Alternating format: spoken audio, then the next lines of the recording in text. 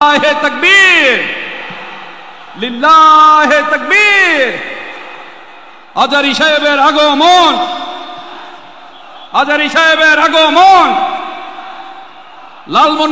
লালমনিরহাট জেলার পক্ষ থেকে, রংপুর বিভাগের পক্ষ থেকে, প্রশাসনের পক্ষ থেকে লিল্লাহে তাকবীর, লিল্লাহে তাকবীর, লিল্লাহে তাকবীর, লিল্লাহে তাকবীর। আজারি সাহেবের আগমন, আজারি সাহেবের আগমন। আমি আপনাদের প্রতি অনেক খুশি। আপনারা কেউ দাঁড়াবেন না, আপনারা কেউ দাঁড়াননি, আপনারা নম্র ভদ্রতার পরিচয় দিয়েছেন। কারণ আমরা জানি কিভাবে মেহমানদেরকে আপ্যায়ন করতে হয়, কিভাবে অতিথিদেরকে সম্মান জানাতে হয়, ঠিক কিনা বলেন? আজকে একটা চমৎকার প্রোগ্রাম। ডক্টর মিজানুর রহমান আজারি হাফিজাহুল্লাহ তিনি যেন অন্যান্য বিভাগে গিয়ে বলতে পারেন, আমি লালমনিরহাট জেলায় গিয়েছিলাম, আমি রংপুর বিভাগে গিয়েছিলাম, রংপুর বিভাগের অন্যতম একটি জেলা লালমনিরহাটে গিয়েছিলাম। কত চমৎকার ভদ্র বিনয়ী তারা। লিল্লাহে তাকবীর, নারায়ে তাকবীর, নারায়ে তাকবীর। আজারি সাহেবের আগমন লালমনির পক্ষ থেকে, রংপুরের পক্ষ থেকে, লালমনির পক্ষ থেকে হুজুরের আগমন, হুজুরের আগমন।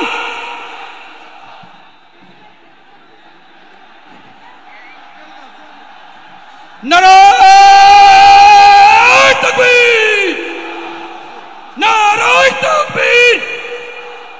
হুজুরের আগমন লালমনির পক্ষ থেকে, প্রশাসনের পক্ষ থেকে, সেনাবাহিনীর পক্ষ থেকে, তাওহীদের পক্ষ থেকে, মুসলমানের পক্ষ থেকে।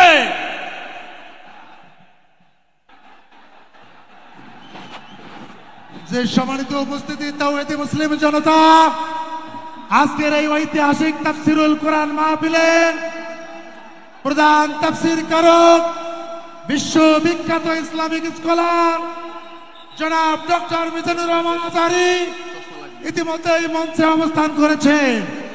লালমনিরহাট জেলার পক্ষ থেকে আমরা অভিনন্দন জানাই, রংপুর বিভাগের পক্ষ থেকে আমরা অভিনন্দন জানাই। ইতিমধ্যে আজকের এই তাফসিরুল কোরআন মাহফিলের সম্মানীয় প্রধান অতিথি, রংপুর বিভাগের সাংগঠনিক সম্পাদক বিএনপি, জেলা বিএনপির সম্মানিত সভাপতি আমার শ্রদ্ধাভাজন সাহেব অধ্যক্ষ আসাদুল হাবিব দুলু মহোদয় উপস্থিত হয়েছেন। এই পর্যায়ে সংক্ষিপ্ত আকারে কথা বলার জন্য অনুরোধ করছি আজকের প্রোগ্রামের সম্মানিত প্রধান অতিথি জনাব অধ্যক্ষ আসাদুল হাবিব দুলু স্যারকে।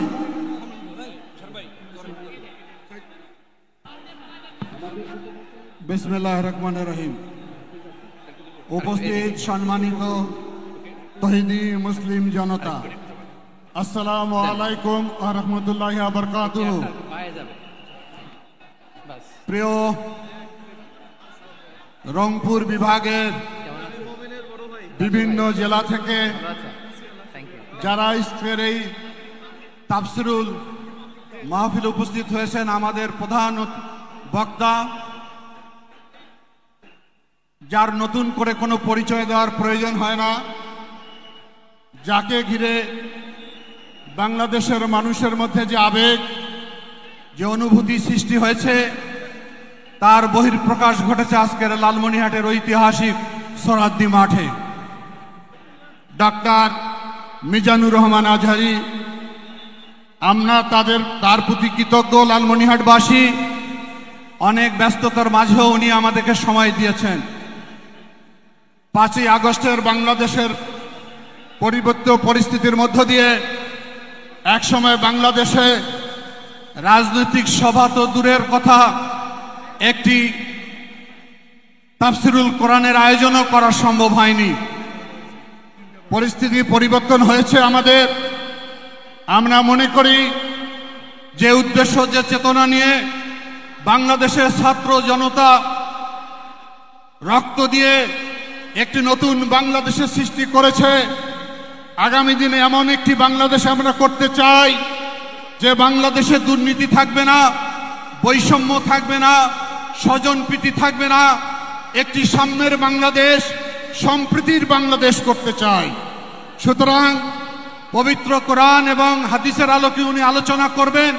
আমি আর কথা বাড়াতে চাই না। আমি আবারও ওনাকে অভিনন্দন জানাই আমার এলাকাবাসীর পক্ষ থেকে। উনি অনেক কষ্ট করে আমাদের মাঝে উপস্থিত হয়েছেন। আমরা ওনার কথা শুনব এবং আমাদের জীবনে সেটি আমল করার চেষ্টা করব। আমরা কথা শুনি বেশি, আমল করি কম। আমরা যাতে আগামী দিনে আমাদের জীবন সেভাবে তৈরি করতে পারি, এই আশাবাদ ব্যক্ত করি আমি আমার কথা এখানে শেষ করলাম। আল্লাহ হাফেজ। বাংলাদেশ জিন্দাবাদ। ধন্যবাদ আজকের এই তাফসীরুল কোরআন মাহফিলের সম্মানীয় প্রধান অতিথি মহোদয়কে। আমরা লালমনিরহাটবাসীর পক্ষ থেকে প্রধান বক্তাকে একটা তাকবীর দিয়ে সংবর্ধনা দিতে চাই। লিল্লাহে তাকবীর, নারায়ে তাকবীর, নারায়ে তাকবীর। আল কোরআনের আলো, আল হাদিসের আলো, আজারি ভাইয়ের আগমন লালমনিরহাটের পক্ষ থেকে, রংপুরের পক্ষ থেকে, আলেম ওলামার পক্ষ থেকে, প্রশাসনের পক্ষ থেকে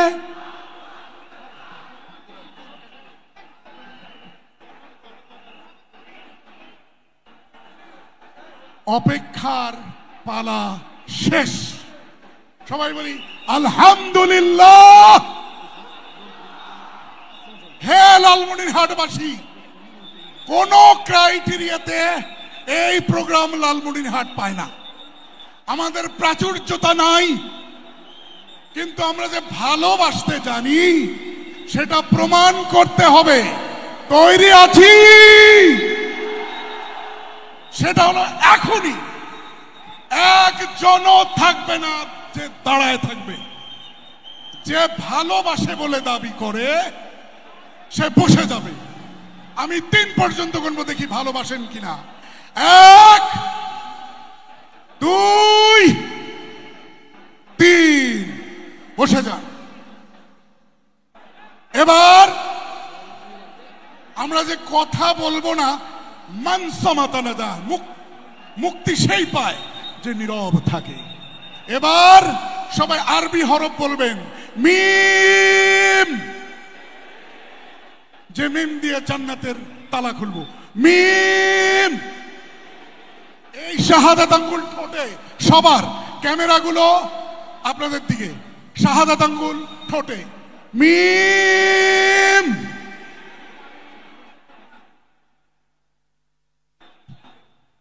মিম। ঠোঁট খুলবে না, ঠোঁট বন্ধ, ঠোঁট বন্ধ। আমরা ওই সিলেটের মতো বদদোয়া নিতে চাই না। আমরা কি চাই? তাহলে চুপ থাকতে হবে। কেউ কাউকে চুপ বলবে না, সবাই চুপ, প্রত্যেকেই ভলান্টিয়ার। রাজি আছি? এবার শেষবার মিম বলে শেষ করব। মিম। বাংলাদেশের কৃতিত্ব, বাংলাদেশের সম্পদ, দল মত নির্বিশেষে সকলের সম্পদ মিজানুর রহমান আজহারী। প্রিয় ভাই, আপনাকে আমরা অনেক প্রাচুর্যপূর্ণ আয়োজন করতে পারিনি, কারণ আমরা উত্তরবঙ্গের মংলা এলাকার মানুষ। কিন্তু আমরা কথা দিচ্ছি, আমরা আপনাকে ভালোবাসবো শৃঙ্খলার মধ্য দিয়ে। ঠিক না বেঠি? কোরআনে কারিম থেকে তাফসীর করার জন্য পেশ করছি এশিয়ার সর্বশ্রেষ্ঠ Islamic scholar doctor Mizanur Rahman হাফিজাহুল্লাহ, বারাকাল্লাহ, হায়াকাল্লাহ। অনুরোধ করছি তাফসীর পেশ করার জন্য। চুপ।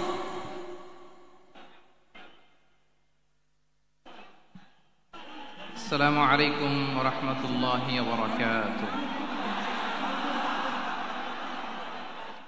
إن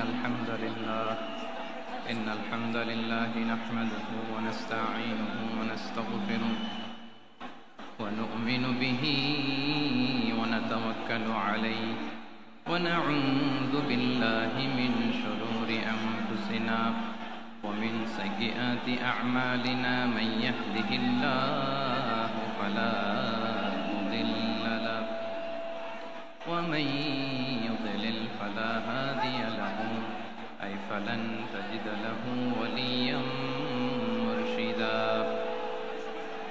ونشهد أن لا إله إلا الله وحده لا شريك له هو الذي لا ضد له ولا ند له لا مثل له ولا مثيل له وزير له ولا كفيل له لا شبه له ولا شبيه له لا ولد له ولا والد له وهو الواحد الفرد الصمد لم يلد ولم يولد ولم يكن له كفوا أحد. ونشهد أن سيدنا ونبينا وحبيبنا وبشيرنا ونذيرنا وطبيبنا وطبيب قلوبنا وحبيبنا وحبيب ربنا محمدا عبد الله ورسوله أرسله بالحق بشيرا ونذيرا وداعيا إلى الله بإذنه وسراجا منيرا. أما بعد فقد قال الله تعالى في كلامه المجيد وفي فرقانه الحميد. أعوذ بالله من الشيطان الرجيم.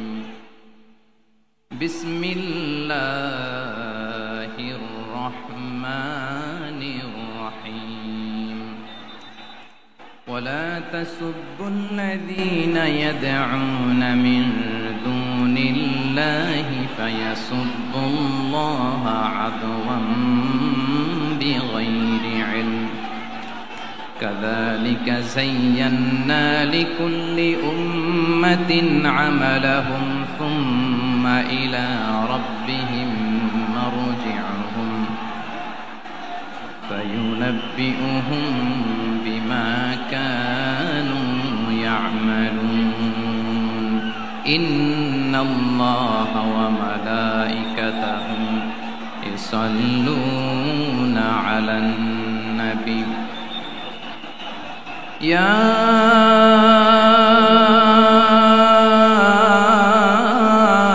أيها الذين آمنوا صلوا عليه وسلموا تسليما. اللهم صل على محمد وعلى آل محمد كما صليت على إبراهيم وعلى آل إبراهيم إنك حميد مجيد. اللهم بارك على محمد وعلى آل محمد كما باركت على إبراهيم وعلى آل إبراهيم إنك حميد مجيد. সকল প্রশংসার মালিককে, সকল ক্ষমতার উৎসকে। কেউ যেটা পারে না পারে কে, কেউ যেটা দেখে না দেখে কে, কেউ যেটা দেয় না দেয় কে?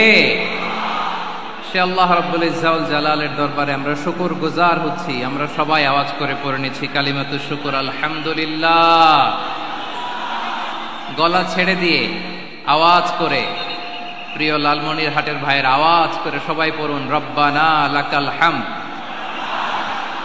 হামদান কাসীরান তাইয়্যিবান মুবারাকান ফীহি ইয়া রাব্বি লাকাল হামদু কামা ইয়ানবাগি লিজালালি ওয়াজহিকা ওয়া আযীমি সুলতানিকা লাকাল হামদু বিল ঈমান লাকাল হামদু বিল ইসলাম লাকাল হামদু বিল কুরআন। আমরা আল্লাহ রাব্বুল ইজ্জা ওয়াল জালালের দরবারে শুকরিয়া জ্ঞাপনের পাশাপাশি আজকের এই প্রোগ্রামের ইন্তেজামিয়া কমিটি, ইসলামিক সোসাইটি লালমনিরহাটকে অন্তরের অন্তঃস্থল থেকে ধন্যবাদ জানাতে চাই, শুভেচ্ছা জানাতে চাই, যারা দীর্ঘদিন টানা পরিশ্রম শেষে আজকে লালমনিরহাট জেলায়, যেটা আমার বেসিকলি রংপুর বিভাগের প্রোগ্রাম ছিল, এই ঐতিহাসিক প্রোগ্রামের আয়োজন তারা করেছে, আলহামদুলিল্লাহ। আজকের প্রোগ্রামে সম্মানিত সভাপতি, প্রধান অতিথি, বিশেষ অতিথি, মঞ্চে উপবিষ্ট আপনাদের অত্র এলাকার মা ও মাটির সন্তানেরা, নেতৃবৃন্দ, কমিউনিটি লিডার্স, লালমনিরহাট জেলার সম্মানিত ব্যবসায়ী ভাইয়েরা, চাকরিজীবী ভাইয়েরা, ছাত্র ভাইয়েরা, ভলান্টিয়ার্স ভাইয়েরা এবং লালমনিরহাট জেলা স্টেডিয়ামে অবস্থানরত আমার মা এবং বোনেরা, আমি আপনাদের সবাইকে অন্তরের অন্তঃস্থল থেকে শুভেচ্ছা জানাতে চাই, ধন্যবাদ জানাতে চাই যে আপনারা এত চমৎকার একটি প্রোগ্রামের আয়োজন করেছেন। প্রিয় ভাইয়েরা, আপনারা জানেন যে আমি প্রতি বিভাগে একবার করে সফর করছি, তো সেই সুবাদে রংপুর বিভাগের প্রোগ্রামটা আমি লালমনিরহাটে দিয়েছি এবং আমি আশ্বস্ত হয়েছিলাম যে লালমনিরহাটের প্রোগ্রাম খুবই গোছালো হবে, সুষ্ঠু হবে, শান্ত হবে। সেটার নমুনা আলামত আমি দেখতে পাচ্ছি, আলহামদুলিল্লাহ। সবাই খুবই সুশৃঙ্খল, লক্ষ লক্ষ তাওহীদি জনতা, পেছনে অনেকে জায়গা পায় নাই কিন্তু কোনো আওয়াজ নাই, সবাই দাঁড়িয়ে আছে। এলইডি স্ক্রিন আছে, আপনারা স্ক্রিনে দেখতে পাচ্ছেন, আলহামদুলিল্লাহ। আমি সবাইকে দেখতে পাচ্ছি, মাশাআল্লাহ মাশাআল্লাহ। শান্ত হয়ে আপনারা বসুন, অল্প কিছু সময় কথা বলার সুযোগ আমি পাবো। যেহেতু আমি হেলিকপ্টারে করে এসেছি, হেলিকপ্টারগুলোর আবার একটা পলিসি আছে, সানসেটের আগে, সূর্য ডোবার আগে তাদেরকে এয়ারপোর্টে আবার ল্যান্ড করতে হয়। তো এখানে 3:30টার মধ্যে আমাকে উঠে যেতে হবে।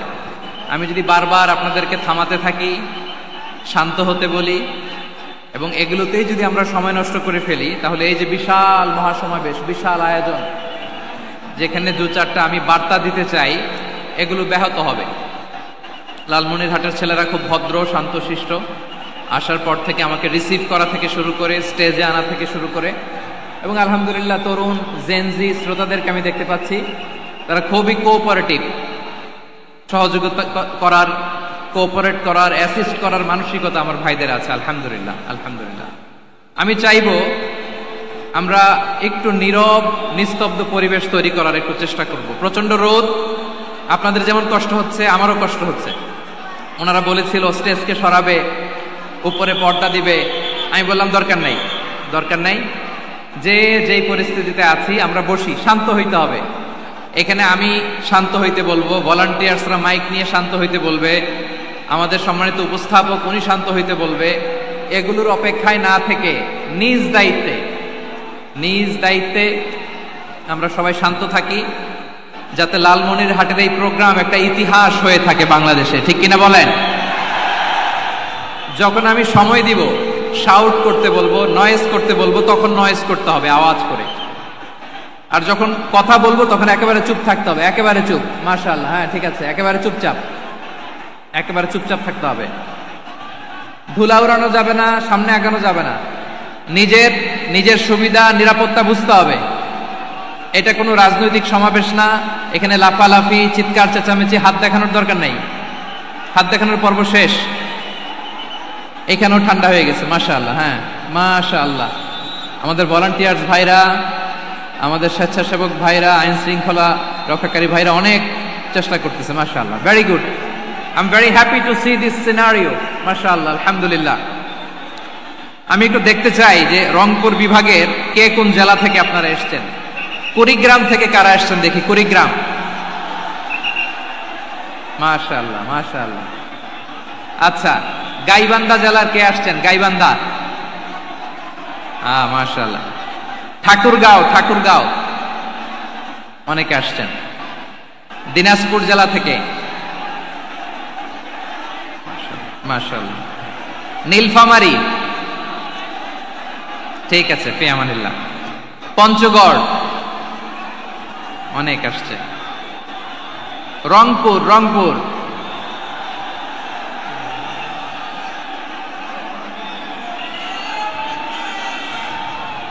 মাশাআল্লাহ মাশাআল্লাহ, ঠিক আছে। লালমনিরহাটের কারা দেখি, লালমনিরহাট।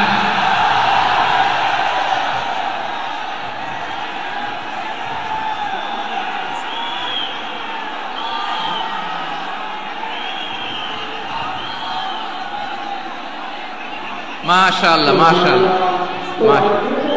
মাশাআল্লাহ।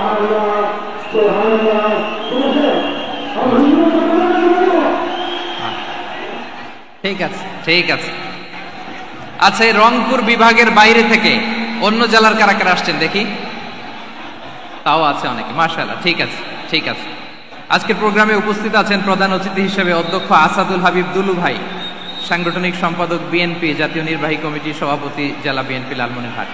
বিশেষ অতিথি হিসেবে আমাদের অনেক ভাইরা এসছেন, সবাইকে শুকরিয়া জানাই। সভাপতিত্ব করছেন জনাব আব্দুল হাকিম। আইন শৃঙ্খলা বাহিনী, প্রশাসন, ভলান্টিয়ার্স, শুনেছি আমি প্রায় 5000 ভলান্টিয়ার্স আপনারা নিয়োগ দিয়েছেন। আলহামদুলিল্লাহ আলহামদুলিল্লাহ, অনেক গোছালো প্রোগ্রাম। আমার প্রাণ ঢালা ভালোবাসা জানবেন, আমার হৃদয়ের গহীন থেকে ভালোবাসা নিবেন, শুভেচ্ছা জানবেন সবাই। ঠিক আছে ঠিক আছে। প্রিয় ভাইরা, আমরা আর কাল বিলম্ব না করে মূল আলোচনায় চলে যেতে চাই। আজকে যে টপিকের উপর আমি কথা বলবো, টপিকটা হচ্ছে peaceful coexistence and communal harmony, শান্তিপূর্ণ সহাবস্থান এবং সাম্প্রদায়িক সম্প্রীতি।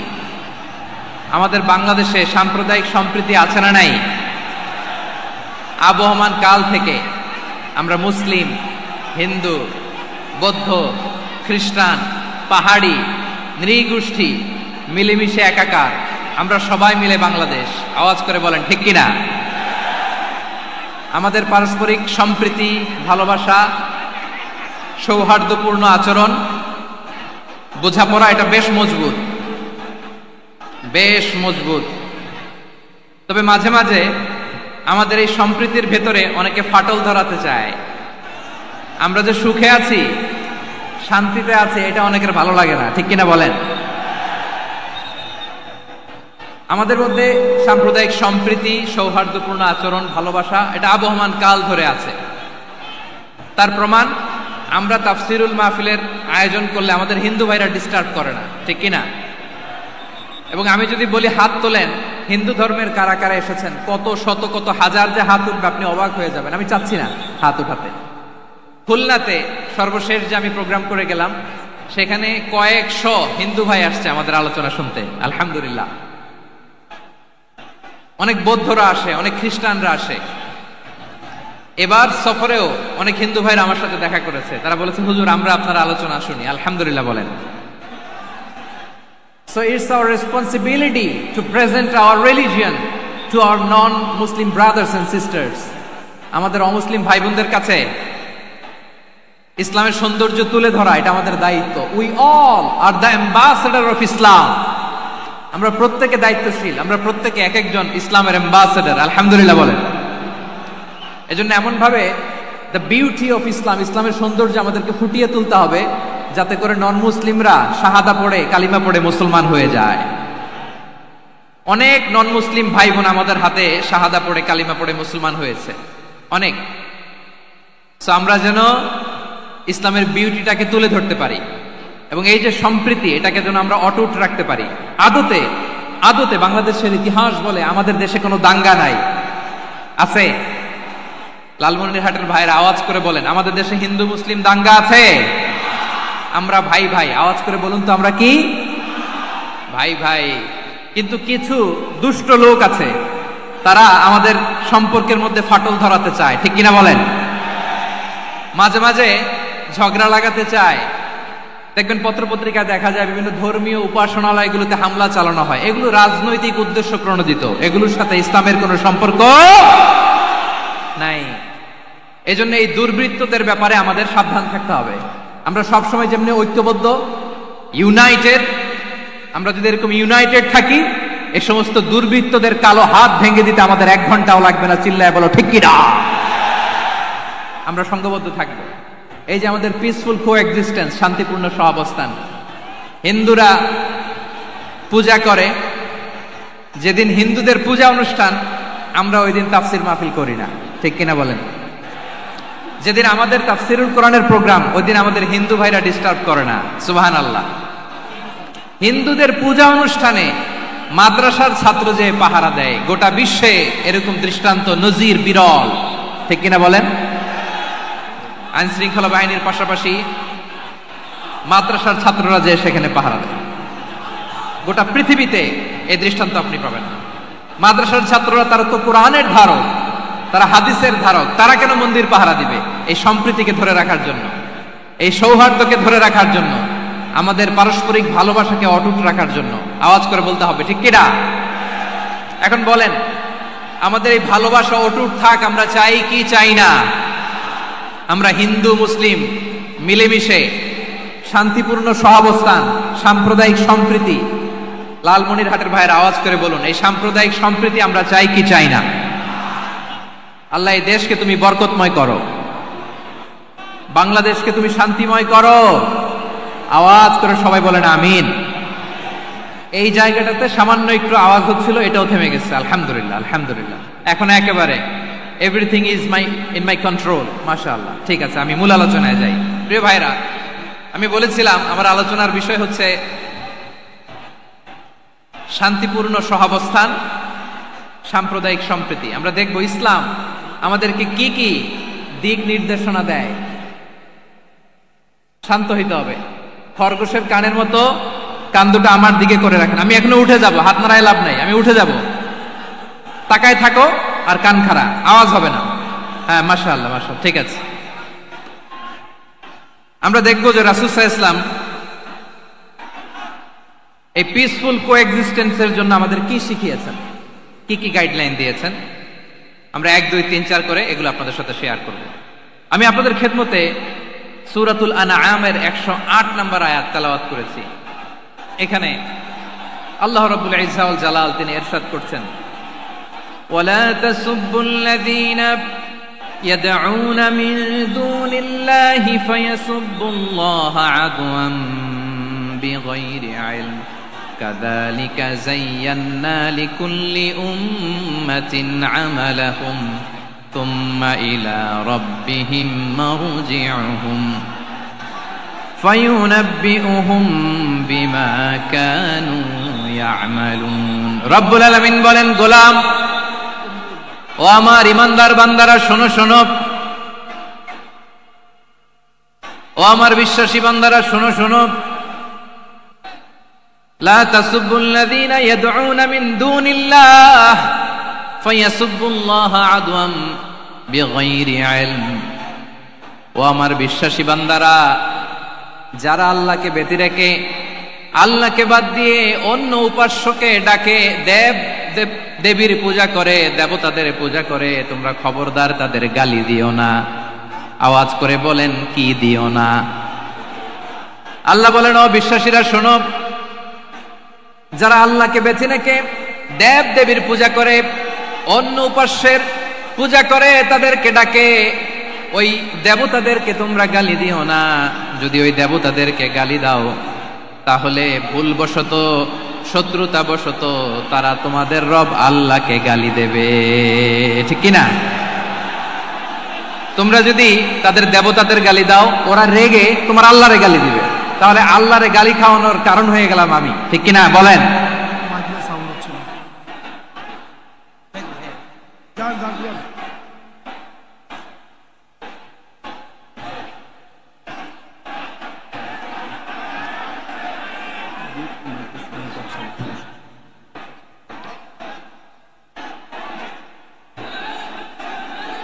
সম্মানিত ভাইয়েরা, এত বিশাল প্রোগ্রাম, মাইকের একটা সেটআপ থাকে, তারগুলো অনেক সময় নড়ে যায়, ধাক্কা ধাক্কিতে ডিসপ্লেস হয়, একটু ঝামেলা হবে।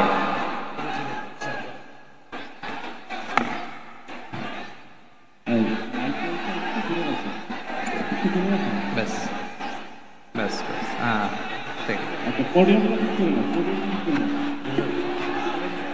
ঠিক আছে। একটু একটু সমস্যা হবে মাঝে মাঝে, আপনারা শান্ত থাকলে, শান্ত থাকতে হবে। এইভাবে সাউন্ড নাই, এই নাই, এই বলতে বলতে আমার সময়ও নাই, উঠে যেতে হবে, এগুলো বোকামি। এই বিভাগীয় প্রোগ্রামগুলোতে যাই, চিৎকার চেঁচামেচি করে তোমরা আসো, সময় শেষ আমাকে উঠে যেতে হয়, আমরা তো বঞ্চিত হলাম। গুরুত্বপূর্ণ অনেক কথা শোনাবো তোমাদের, অনেক। প্রিয় ভাইরা, আপনারা শান্ত হয়ে বসুন, শান্ত হয়ে। রব্বুল আলামিন বলেন, খবরদার বিশ্বাসীরা, আল্লাহ ছাড়া যারা অন্যান্য উপাস্যদেরকে ডাকে, দেবতাদেরকে ডাকে, তাদেরকে তোমরা গালি দিও না। ওই সমস্ত দেবতাদেরকে যদি তোমরা গালি দাও, তাহলে তারা আল্লাহকে গালি দিবে, ঠিক কিনা বলেন? আমরা দেবতাদের গালি দিলে ওরা আল্লাহকে গালি দিবে। রব্বুল আলামিন বলেন, খবরদার দেবতাদেরকে গালি দিও না, তাহলে ওরা তোমার রব আল্লাহরে গালি দেবে। প্রতিটি জাতির জন্য তাদের কাজকে আমি আল্লাহ সুশোভিত করে রেখেছি, তারা সবাই একদিন আমার কাছেই ফিরে আসবে। এরপর আমি রব্বুল আলামিন তাদের আমলনামা তাদেরকে জানিয়ে দেব। সুবহানাল্লাহ পড়ে। প্রিয় ভাইয়েরা, আল্লাহ তাআলা বলেছেন, খবরদার গালি দিও না। আদেশটা কার? আওয়াজ করে বলেন তো। হিন্দুদের দেবতা দেবদেবীদেরকে গালি দেওয়া যাবে না, আওয়াজ করে বলুন প্রিয় ভাইয়েরা, এই আদেশটা কার? এই আপনাদের গলার আওয়াজ। অন্য ধর্মের দেবতাদেরকে যে গালি দেওয়া যাবে না, এই আদেশটা কার? আরো জোরে বলুন, কার? গালি দিবেন কোন দেবতাকে? দিবেন? যদি দেন তাহলে ওরা আল্লাহরে গালি দিবে, তাহলে আল্লাহরে গালি খাওয়াইলো কে? আপনি, ঠিক কিনা বলেন? আমি আল্লাহকে গালি খাওয়ানোর কারণ হলাম, কারণ আমি যদি গালি না দিতাম ওরা আমার রবকে গালি দিত না। আওয়াজ করে বলেন ঠিক কিনা? তাহলে প্রিয় ভাইয়েরা, ইসলাম আমাদেরকে শিখায়, সূরাতুল আনআমের 108 নম্বর আয়াত থেকে আমরা বুঝলাম, কোন ধর্মকে ছোট করা যাবে না। অন্য ধর্মকে ছোট করা মানে ইসলামকে ছোট করা। অন্য ধর্মের দেবতাকে গালি দেওয়া মানে আল্লাহকে গালি খাওয়ানো। আওয়াজ করে বলেন ঠিক কিনা? খবরদার, এটা করা যাবে না। আর অন্য ধর্মের দেবতাকে যদি আপনি গালি দেন, ওরা ইসলাম থেকে দূরে সরে যাবে। যাও ইসলামের প্রতি আকৃষ্ট হয়েছিল, আর কোনোদিন ইসলামের ধারে কাছে আসবে না। আওয়াজ করে বলেন ঠিক কিনা? এজন্য কখনো কোনোদিন অন্য ধর্মের দেবতাদেরকে গালি দেয়া যাবে না। অন্য ধর্মের কোন দেবতাদেরকে আমরা গালি দিব না, গালি দিব না, বরং ইসলামের beauty, the beauty of Islam, ইসলামের সৌন্দর্যকে আমরা তুলে ধরব। আমরা যদি বিশ্বনবী সাল্লাল্লাহু আলাইহি ওয়াসাল্লামের জীবনের দিকে তাকাই, তাহলে আমি দেখব বিষ্ণু ইসলাম মক্কাতে কিংবা মদিনাতে অন্য ধর্মের লোকদের সাথে খুব পিসফুলি লাইফ লিড করেছেন। হোক মুশরিক, হোক খ্রিস্টান, হোক ইহুদি, বিশ্বনবী সবার সাথে মিলেমিশে ছিলেন। আলহামদুলিল্লাহ বলেন। ইসলাম হচ্ছে পিসফুল রিলিজিয়ান। অন্য ধর্মের প্রতি সহনশীলতার সবক ইসলাম আমাদেরকে দেয়। কিন্তু প্রতিটি মুসলিমের এটা মনে রাখতে হবে, আল্লাহর কাছে পছন্দনীয় গ্রহণযোগ্য ধর্ম, জীবনাদর্শ একটি, সেটা হচ্ছে ইসলাম। আওয়াজ করে বলেন সেটা কি? লালমনিরহাটের ভাইয়েরা আওয়াজ করে বলুন, আল্লাহর কাছে মনোনীত ধর্ম একটি, সেটা কি? এজন্য রব্বুল আলামিন বলেন, ইন্নাদ-দীনা ইনদাল্লাহিল ইসলাম, আল্লাহর কাছে মনোনীত গ্রহণযোগ্য অ্যাকসেপ্টেড ধর্ম মতাদর্শ একটা, সেটা হলো ইসলাম। ইসলাম ছাড়া অন্য কোন ধর্ম যদি কেউ তালাশ করে, তার ওই ধর্ম আল্লাহ গ্রহণ করবে না। ওমাইয়াবতাগি গায়রাল ইসলামি দীনান ফালাই ইউকবালা মিন ওয়া হুয়া ফিল আখিরাতি মিনাল খাসিরিন।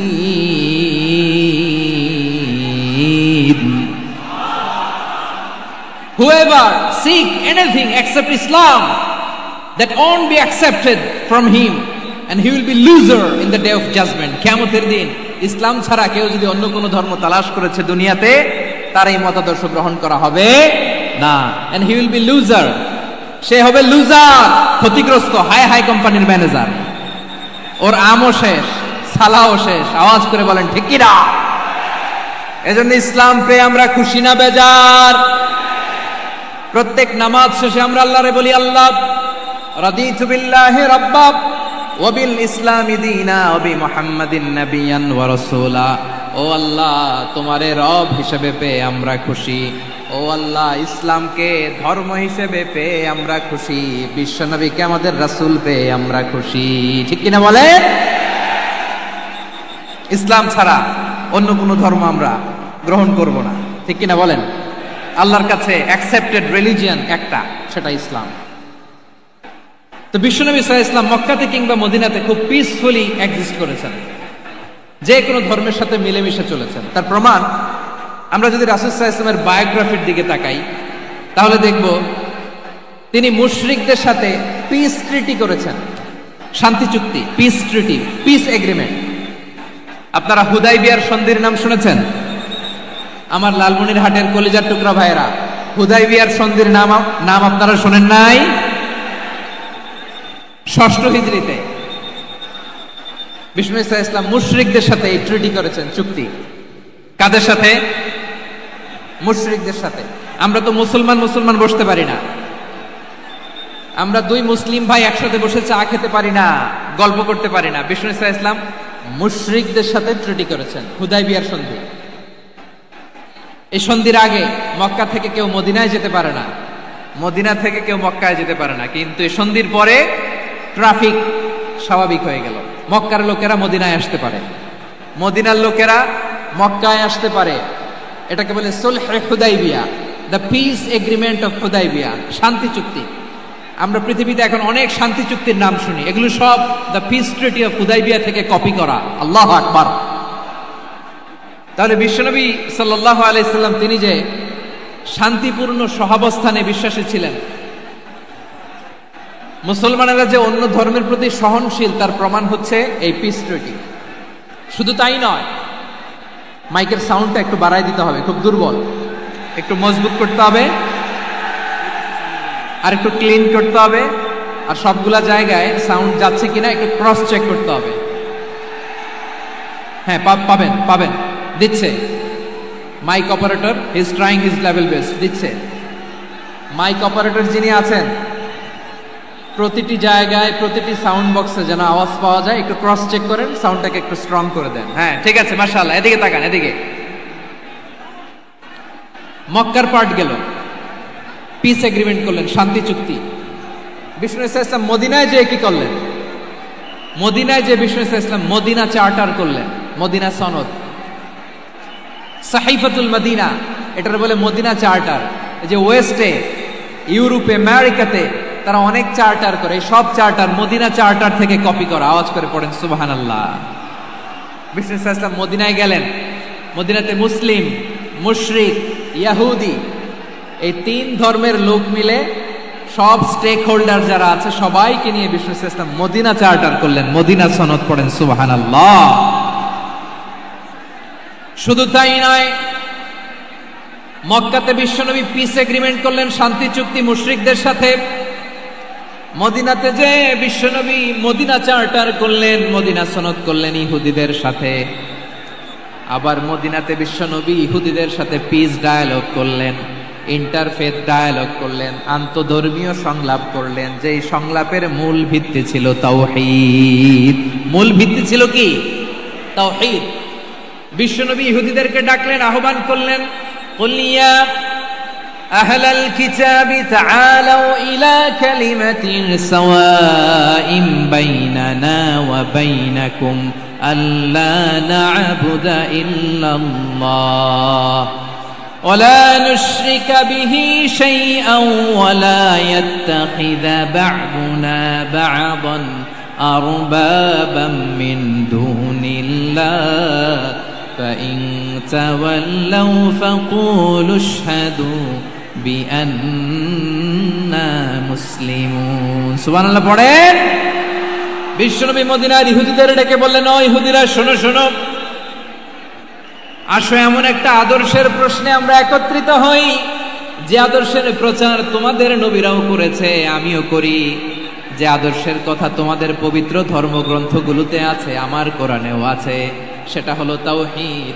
আমরা এক আল্লাহ ছাড়া কারো ইবাদত করব না, আল্লাহর সাথে কাউরে শরীক করব না, আল্লাহ ছাড়া কাউরে রব মানব না। পড়েন সুবহানাল্লাহ।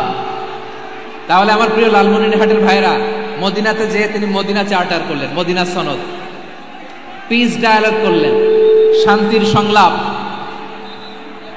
ইন্টারফেথ ডায়ালগ করলেন, আন্তধর্মীয় সংলাপ, যার ভিত্তি ছিল তাওহীদ।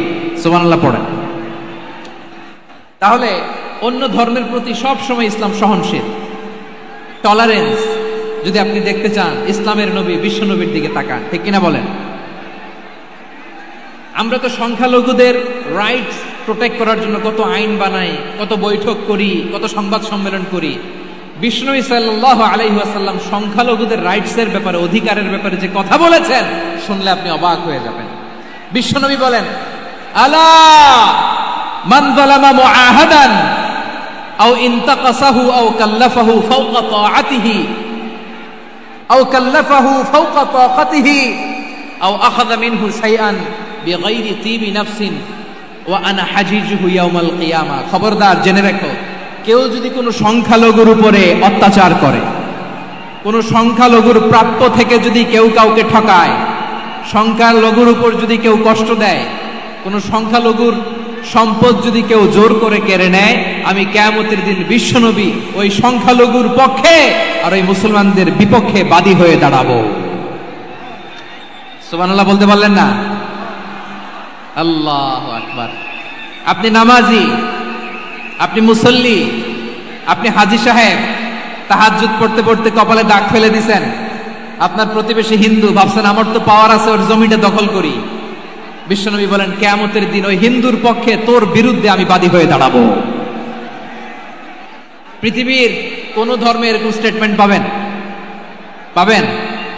আপনি ভাবছেন আপনি নামাজ পড়লে হাজী সাহেব কপালে দাগ ফেলায় দিলে আপনি সালসালায়ে জান্নাতে চলে যাবেন না? খবরদার। বিশ্বনবী বলেন, কোন সংখ্যালঘুর উপর যদি কেউ আক্রমণ করে, তার প্রাপ্য তাকে না দিয়ে যদি তাকে ঠকায়, তার উপর জুলুম করে, তার সম্পদ যদি কেড়ে নেয়, আমি নবী, তুমি মুসলিম হইতে পারো, মুসল্লি হইতে পারো, তার পক্ষে, তোমার বিপক্ষে আল্লাহর দরবারে বাদী হয়ে দাঁড়াবো। আচ্ছা লালমনিরহাটের ভাইরা, কথা বুঝতে পারলে আওয়াজ করে উত্তর দেন। বিশ্বনবী যদি কারো বিপক্ষে দাঁড়ায় কিয়ামতের দিন, আই রিপিট, আমি আবারও বলছি, বিশ্বনবী যদি কিয়ামতের দিন কারো বিপক্ষে দাঁড়ায়, ও তো সালসালায়ে জান্নাতি, তাই না? জান্নাতি না? যে নবীর সুপারিশ ছাড়া জান্নাতের গেটও দেখা যাবে না, ওই নবী যদি বলে তোর বিপক্ষে আমি বাদী হয়ে দাঁড়াবো, ওই জান্নাতে আর ঢোকার কোনো সুযোগ আমাদের থাকবে? এখানেই শেষ না আমার প্রিয় লালমনিরহাটের ভাইয়েরা, এখানেই শেষ নয়। বিশ্বনবী বলেন, মান কাতালা মুআহাদান, বুখারীর বর্ণনা, মান কাতালা মুআহাদান লাম ইয়ারাহ রাইহাতাল জান্নাহ। কেউ যদি, কোন মুসলিম যদি অন্যায়ভাবে কোন সংখ্যালঘুকে হত্যা করে, কোন হিন্দুকে হত্যা করে, কোন বৌদ্ধরে হত্যা করে, অন্যায়ভাবে কোন মুসলিম যদি কোন সংখ্যালঘুরে হত্যা করে, জান্নাতে যাওয়া তো দূরের কথা, ওই মুসলিম জান্নাতের ঘ্রাণও পাবে না। সেই বুখারীর বর্ণনা, মান কাতালা মুআহাদান লাম ইয়ারাহ রাইহাতাল জান্নাহ ওয়া ইন্না রিহাহা লা ইউজাদু মিন মাসিরাতি 40 আমা। যে জান্নাতের ঘ্রাণ 40 বছর দূরের রাস্তা থেকেই পাওয়া যায়। সুবহানাল্লাহ পড়েন। প্রিয় ভাইরা, এখান থেকে জান্নাতে পৌঁছতে লাগবে 40 বছর। এত দূর, কত বছর? সবাই বলেন কত বছর? এখান থেকে জান্নাতে পৌঁছতে লাগবে 40 বছর। এত দূরে থাকতেই জান্নাতের ঘ্রাণ আপনার নাকে এসে ধাক্কা মারবে। বিষ্ণুই বলেন, যে ব্যক্তি কোন সংখ্যালঘুকে হত্যা করে, জান্নাতের ঘ্রাণ তো পাবেই, জান্নাতে তো ঢুকতে পারবেই না, জান্নাতের ঘ্রাণও তার নাকে লাগবে না। পড়েন নাউযুবিল্লাহ। তাহলে সংখ্যালঘুদের ব্যাপারে ইসলামে অধিকার দেয়া আছে না নাই? লালমনিরহাটের ভাইয়ের আওয়াজ করে বলেন, আমার সংখ্যালঘু হিন্দু ভাইদের রাইটস, অধিকার আমাদের ইসলামে প্রোটেক্টেড আছে না নাই? এখানেই শেষ না। বিষ্ণু ইসলাম আপনার অমুসলিম প্রতিবেশীর সাথে ভালো আচরণ করতে বলেছে। আমাদের হয় না, এটা মুসলিম পাড়া, ওটা বৌদ্ধ পাড়া, হয় না? অনেক সময় হয় না, এটা আমাদের মুসলিম পাড়া, ওইটা হিন্দু পাড়া, এরকম আছে না নাই? লালমনিরহাটে নাই না? আছে? হিন্দু যদি আপনার প্রতিবেশী হয় কি করবেন? ওরে কষ্ট দিবেন নাকি? কেন, ও তো হিন্দু, ও তো আমার আল্লাহরে ডাকে না, ওরে কষ্ট দিলে জায়েজ হবে না? খবরদার। বিষ্ণু ঈসা ইসলাম বলেন, মান কানা ইউমিনু বিল্লাহ ওয়াল ইয়াউমিল আখির ফালিউকরিম জারাহ, যে আল্লাহ বিশ্বাস করে আর আখিরাতে বিশ্বাস করে সে যেন প্রতিবেশীর সাথে ভালো আচরণ করে। সুবহানাল্লাহ। কলিজা জুড়ায় যায় না আমার নবীর কথাগুলো শুনলে? যে আল্লাহ বিশ্বাস করে, যে আখিরাতে বিশ্বাস করে সে যেন প্রতিবেশীর সাথে ভালো আচরণ করে। এখানে বলছে মুসলিম প্রতিবেশী, বলছে নামাজি প্রতিবেশী, বলছে আল্লাহওয়ালা প্রতিবেশী, বলছে না। প্রতিবেশী আস্তিক হোক নাস্তিক হোক, প্রতিবেশী মুমিন হোক মুশরিক হোক, প্রতিবেশী হইলেই তার সাথে ভালো আচরণের দরকার আছে না নাই?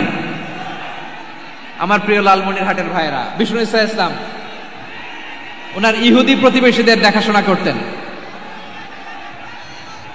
আওয়াজ না শোনা যাক, আমারও তো দেখা যায়, আমারও তো দেখা যায়। তাকায় থাকেন, তাকায় থাকলে সওয়াব হবে। কোরআনের কথা যেখান থেকে হয় এদিকে তাকায় থাকলেই বরকত। তাকায় থাকেন। জি জি, মাইক, আমি তার মাইক ঠিক করতে আসি না এদিকে, এই মাইক ঠিক করব, ওই মাইক ঠিক করব, ওদিকে পাইলট বলবে হুজুর চলে আসেন। জি বসুন, বসুন, মাশাআল্লাহ। হ্যাঁ, খুব শান্ত, ঠিক আছে। পুলিশ ভাইরা না খেয়ে দিনরাত আপনারা যাতে সুশৃঙ্খল একটা প্রোগ্রাম উপহার পান এটাই চেষ্টা করতেছে, আপনাদেরকে কষ্ট দিতে আসে নাই। একটু একটু সহযোগিতা করেন। জি মাশাআল্লাহ। হ্যাঁ, ঠিক আছে। আমার প্রিয় ভাইরা, প্রতিবেশী আস্তিক হোক নাস্তিক হোক, মুসলিম হোক হিন্দু হোক, তার সাথে ভালো আচরণ করতে হবে। বিষ্ণু ঈসা ইসলাম ওনার ইহুদি প্রতিবেশীর বাসায় যেতেন। কোন প্রতিবেশী? ইহুদি। আওয়াজ করে বলেন, কোন প্রতিবেশী? ইহুদি। এক ইহুদি কিশোর বিষ্ণু ঈসা ইসলামের খেদমত করতে, ইহুদি ছেলে আমার নবীর খেদমত করতো, তারা ছিল নবীর প্রতিবেশী। তো অনেকদিন হয় ইহুদি ছেলেটা আসে না। বিষ্ণুনবী খোঁজ দিলেন, ঘটনা কি? একটা ইহুদি ছেলে না আমার খেদমতে আসতো, ছেলেটা কই? খোঁজ নিয়ে জানলেন ছেলেটা অসুস্থ। বিষ্ণু ঈসা ইসলাম ওই ইহুদির বাড়িতে চলে গেলেন ওই ছেলেটাকে দেখা করার জন্য, ভিজিট করার জন্য। সুবহানাল্লাহ পড়বেন না? গেলেন, যে দেখে ইহুদি ছেলেটা মুমূর্ষ, জান জান যায় যায় ভাব, বিছানায় পড়ে আছে, তার বাবা দাঁড়ানো। বিশ্বনবী তার মাথার পাশে বসলেন, মাথায় হাত বুলিয়ে দিলেন, আর ছেলেটাকে বললেন আসলিম, হে ইহুদি ছেলে আসলিম, ইসলাম ধর্ম গ্রহণ করো। তো ছোট্ট ছেলে ভাবে আমরা ইহুদি, এখন ইসলাম ধর্ম গ্রহণ করলে আব্বা যদি বকা দেয়, ফানাযারা ইলা ওয়াজহি আবি, ছেলেটা তার বাবার চেহারার দিকে তাকালো, দেখি আব্বা কি কয়। আব্বা যদি বলে তাইলে ইসলাম ধর্ম গ্রহণ করবো। ইহুদি ছেলেটা তার বাবার দিকে যখন তাকালো, ওর বাবা বলে আতি আবুল কাসিম, আবুল কাসিম যা বলে তাই করো। আবুল কাসিম হচ্ছে বিষ্ণু ঈসা ইসলামের একটা কুনিয়াত, উপনাম। আমার রাসূলের বড় ছেলের নাম ছিল কাসেম। যেমন দেখবেন আমাদের এলাকায় কারো ছেলের বড় ছেলের নাম যদি হয় আব্দুল্লাহ, এরা আব্দুল্লাহর বাপ বলে ডাকে। কারো বড় মেয়ের নাম যদি হয় ফাতেমা, এরা কি ডাকে? ফাতেমার বাপ বলে না? তো বিষ্ণু ঈসা ইসলামের বড় ছেলের নাম ছিল কাসেম। ইহুদি বাবা বলল আতি আবুল কাসেম, আবুল কাসেম যা বলে তাই শোনো, মানে মোহাম্মদ যা বলে তাই শোনো। এই কথা শুনে ছেলে সাহস পাইছে, ছেলে আবার পড়তে আরম্ভ করলো আশহাদু আল্লাহ ইলাহা ইল্লাল্লাহ ওয়া আশহাদু আন্না মুহাম্মাদার রাসূলুল্লাহ, পড়েন আল্লাহু আকবার। বিশ্বনবীর আহ্বান শুনে ওই আহ্বানে সাড়া দিয়ে ইহুদি ছেলে শাহাদা পড়ে মুসলমান হয়ে গেল। তার হৃদয়টারে ঈমানের নূর দিয়ে আলোকিত করে দিল কে? প্রিয় ভাইরা, এবার রাসূল সাল্লাল্লাহু আলাইহি ওয়াসাল্লাম বের হয়ে আসলেন ঘর থেকে, আর বললেন আলহামদুলিল্লাহিল্লাযী আনকাযাহু মিনান নার, প্রশংসা সে আল্লাহর যে আল্লাহ জাহান্নামে চলে যাচ্ছিল প্রায় এমন একটা লোককে মুহূর্তের মধ্যে কালেমায়ে শাহাদাতের বদৌলতে জান্নাতি বানায় দিলেন। আওয়াজ করে পড়েন সুবহানাল্লাহ। এই হাদিস থেকে আমরা কি শিখলাম? What is the moral of the story? এক নাম্বার স্টোরি হলো, প্রতিবেশী ইহুদি হোক হিন্দু হোক, যাবেন, সুসম্পর্ক রাখবেন, উপহার দিবেন, বিপদে পাশে দাঁড়াবেন, তাইলেই তো আপনাদের প্রতি, মুসলমানদের প্রতি তারা আকৃষ্ট হবে, ঠিক কিনা বলেন? আপনি যদি হিন্দুদের সাথে বৌদ্ধদের সাথে নাই মিশেন, নাস্তিকের কাছে নাই যান, তো ইসলামের সৌন্দর্যটা ওরা বুঝবে কেমনে? আমার অনেক হিন্দু পরিচিত ভাই আছে, ওরা আমাদের ইফতারির প্রোগ্রামে এসে একসাথে ইফতারি করে। অনেক মদখোর আমার সাথে বসে একসাথে ডিনার করে, হাফ প্যান্ট পরা, গলায় স্বর্ণের চেইন, হাতে স্বর্ণের ব্রেসলেট, আয়েশা আমার সাথে ডিনার করছে, আছে এরকম গাঁজাখোর। আমি বলে আসো, welcome welcome to my dinner, আসো বসো। বসলেই তো আমি ওর ডিএনএ, চিন্তার ডিএনএ চেঞ্জ করে দেওয়ার সুযোগ পাবো। চিল্লায় বলো ঠিক কি না? আসতে হবে আমার কাছে। Hour door is open, the door of Islam is open 24/7। সব সময় আমাদের ইসলামের দরজা আমার অমুসলিম ভাইদের জন্য খোলা আছে না নাই? এই হাদিস থেকে দুইটা শিক্ষা। এক নম্বর শিক্ষা, প্রতিবেশী মুসলিম হোক অমুসলিম হোক, যান। অসুস্থ হইলে একটু আপেল নিয়ে যান, আঙ্গুর নিয়ে যান, কমলা নিয়ে যান, তাদের সাথে ভালো আচরণ করেন। ইসলামের বিউটি দেখে, সৌন্দর্য দেখে অবাক হবে, নসিব ভালো হলে কোনোদিন কালিমা পড়ে মুসলমান হয়ে যাবে। ঠিক কিনা বলেন? তাহলে অমুসলিমের সাথে ভালো সম্পর্ক। বিশ্বনবী ইহুদির বাড়িতে গেলেন, ইহুদির বাড়ি, আর আমার মুসলমান ভাই আমার কাফের বলে, এরকম আছে না নাই? মুসলিম মুসলিমরা দেখতে পারে না, সহ্য করতে পারে। বিশ্বনবী সাল্লাল্লাহু আলাইহি ওয়াসাল্লাম ইহুদির বাড়িতে গেলেন, এটা একটা শিক্ষা। আরেকটা শিক্ষা হলো, ভাইরা ধাক্কা মেরে এসে সামনে এসে কি লাভ? প্রোগ্রাম তো শেষ হচ্ছে, এখনই শেষ হচ্ছে। তো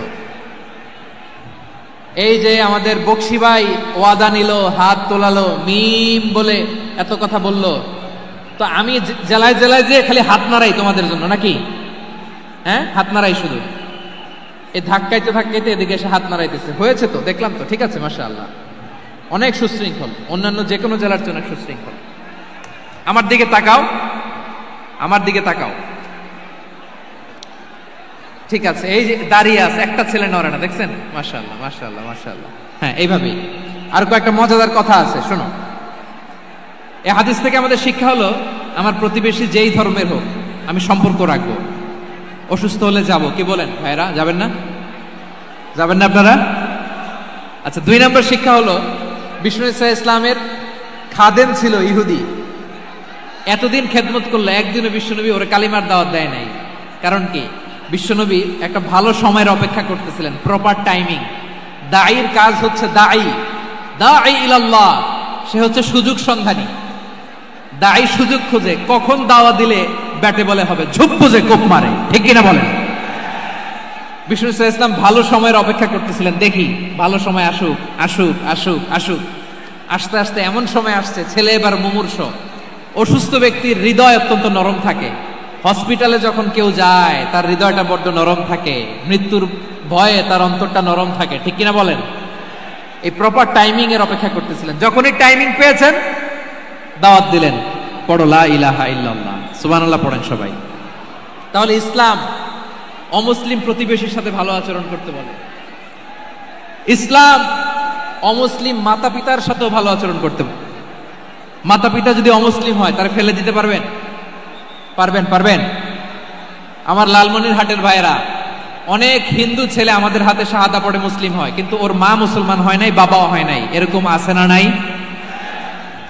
তো ও হয়েছে মুসলিম, মা বাপ হিন্দু, এখন মা বাপ কি বাদ? হ্যাঁ, মা বাপ বাদ দেয়া যাবে? যেই মা আপনার 9 মাস 8 মাস পেটে ধারণ করলো, আপনার মায়ের নার ছেঁড়া ধন, আপনি ওই মারে বাদ দিতে পারবেন? যে মায়ের বুকের তাজা দুধ খেয়ে আপনি আজকে বাড়ন্ত তাজা তরতাজা, ওই মারে বাদ দেয়া যাবে? মায়ের এক ধারে দুধের দাম, কাটিয়া গায়ের চাম, পাপুষ বানাইলেও ঋণের শোধ হবে না। এমন দরদি ভাবে কেউ হবে না আমার মাহা গো। মায়ের এক ধারে দুধের দাম, কাটিয়া গায়ের চাম, পাপুষ বানাইলেও ঋণের শোধ হবে না। এমন দরদি ভাবে কেউ হবে না আমার মাহা গো, ঠিক কিনা? মাকে তো বাদ দেওয়া যায় না। وقضى ربك ألا تعبدوا إلا إياه وبالوالدين إحسانا। আল্লাহ বলে, অবধারিত 2টা ভার্ডিক্ট তোমাদের জন্য, এক আল্লাহর ইবাদত করবা আর মা বাবার প্রতি ইহসান করবা। আদেশটা কার? মা বাবার প্রতি ইহসান করতে হবে। আমার মা হিন্দু হোক, ভালো আচরণ করতে হবে, বৌদ্ধ হোক, ভালো আচরণ করতে হবে। আমার যে সমস্ত হিন্দু ভাইয়েরা মুসলিম হয়েছে, তোমাদের মা বাবা এখনো মুসলমান হয় নাই। তাদের সাথে ভালো আচরণ করতে হবে, আপনাদের খেদমত নিজে করতে হবে অথবা খেদমতের ব্যবস্থা করাই দিতে হবে। মান্থলি যে খরচ লাগে এটা দিতে হবে। আরে তুমি এখন মুসলিম, তোমার মা বাবা হিন্দু, এখনই তো সুযোগ ইসলামের সৌন্দর্য দেখানোর। এখন মা বাবা যদি দেখে আরে এটা হিন্দু থাকতে তো বদমাইশ ছিল, বেয়াদব ছিল, কি এমন ধর্ম সে গ্রহণ করলো যেটা গ্রহণের সাথে সাথে সে পাল্টে গেল? কি এমন ধর্ম সে গ্রহণ করেছে যেটা তার জীবনকে আলোকিত করে দিয়েছে? নসিব ভালো হইলে তারাও কালিমা পড়ে মুসলমান হয়ে যাবে। বিষ্ণু ইসা ইসলামের স্ত্রীর নাম ছিল আয়েশা রাদিয়াল্লাহু তাআলা আনহা, আবু বকর রাদিয়াল্লাহু তাআলা আনহুর মেয়ে। আবু বকর রাদিয়াল্লাহু তাআলা আনহুর আরেক মেয়ের নাম হচ্ছে আসমা। কি নাম? দুজনই আবু বকর রাদিয়াল্লাহু তাআলা আনহুর মেয়ে, আসমা আর আয়েশা। নাম দুটো কেমন লাগে? আসমা নামটা কেমন লাগে? আয়েশা নামটা কেমন লাগে? সবার ভালো লাগে নাই? নাম দুটো আপনাদের ভালো লাগে? লালমনিরহাটে অনাগত যদি কন্যা সন্তান হয়, যদি মনে চায় আসমা রেখে দিতে পারবেন, যদি মনে চায় আয়েশা রেখে দিয়েন। দেশে বিদেশে এয়ারপোর্টে রাস্তা ঘাটে শুধু বলে হুজুর একটা নাম দেন, আমার ছেলের একটা নাম দেন, মেয়ের একটা নাম দেন। তো আমার মনে আছে যশোরের আবদিনের মাহফিলে আমি একটা দুইটা নাম দিয়েছিলাম। আজকে লালমনিরহাটের এই প্রোগ্রামে কন্যা সন্তান যদি হয় দুটা নাম দিলাম, আসমা কিংবা আয়েশা। ইনশাআল্লাহ পড়েন। দুজন বোন, এক মায়ের না, বাবা এক মা দুজন। আয়েশা রাদিয়াল্লাহু তাআলা আনহার মায়ের নাম উম্মে রুমান, আর আসমা রাদিয়াল্লাহু তাআলা আনহার মায়ের নাম কুতাইলা বিনতে আব্দুল উজ্জা। আবু বকর রাদিয়াল্লাহু তাআলা আনহু 4টা বিয়ে করেছিলেন। তো একই ঘটনা ঘটেছে এই ফ্যামিলিতে। আসমা ইসলাম ধর্ম গ্রহণ করে মুসলিমা, কিন্তু তার মা কুতাইলা মুশরিকা।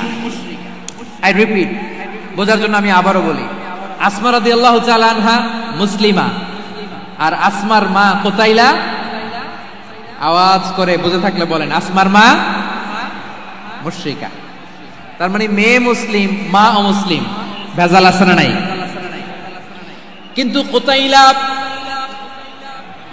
আর ধৈর্য ধারণ করতে পারে না।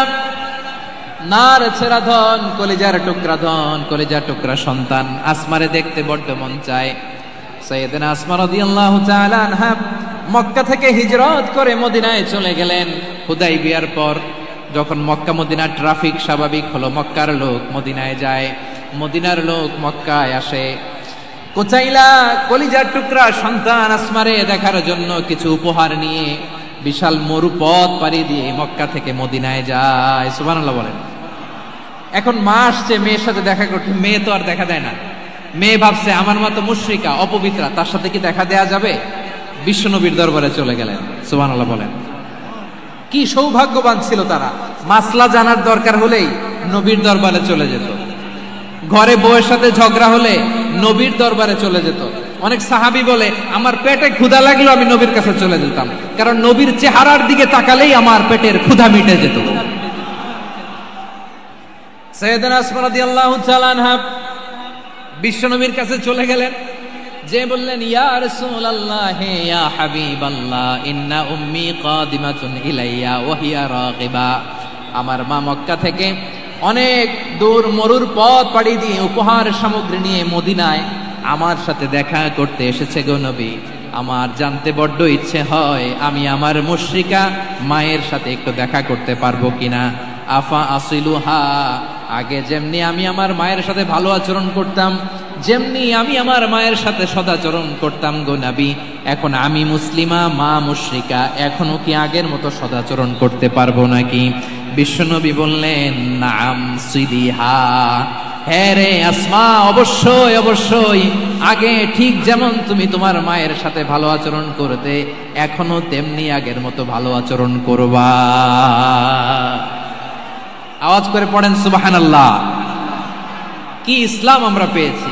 কত ব্রড মাইন্ডেড আমাদের ইসলাম, কত ওপেন মাইন্ডেড ইসলাম, কত ওপেন আপ করতে পারে, চিন্তা করতে পারেন। বিষ্ণু বললেন হ্যাঁ অবশ্যই, নাম সুলিহা, আগে যেমনি ভালো আচরণ করছো আসমা এখন ওইরকমই করো, পারলে আরো বাড়াই করো। সুবহানাল্লাহ বলেন। তাহলে আমার যে হিন্দু ভাইয়েরা, হিন্দু বোনেরা ইমানের বদৌলতে দৌলতে আপনি ধন্য হয়েছেন, আপনার আম্মা আব্বা এখনো মুসলমান হয় নাই, তাদের জন্য দোয়া করেন, তাদের জন্য দোয়া করেন, আল্লাহ যেন তাদেরকেও ইমানের দৌলত দান করে। আমরা সবাই পড়ি আমিন, আরো জোরে পড়েন আমিন। এখন বলেন, ইসলাম কি ন্যারো মাইন্ডেড রিলিজিয়ান না ব্রড মাইন্ডেড? লালমনিরহাটের যুবক ভাইরা আওয়াজ করো, ইসলাম কি ন্যারো মাইন্ডেড না ব্রড মাইন্ডেড? কতটা ব্রড মাইন্ডেড দেখেন, বিশ্বনবী সাল্লাল্লাহু আলাইহি সাল্লাম অমুসলিমরা যদি নবীকে উপহার দিত, ওই উপহারও বিশ্বনবী গ্রহণ করতেন। সুবহানাল্লাহ পড়েন। আপনার অমুসলিম বন্ধু যদি উপহার দেয়, সেটাও আপনি নিতে পারবেন, যেটা নেওয়া যায়।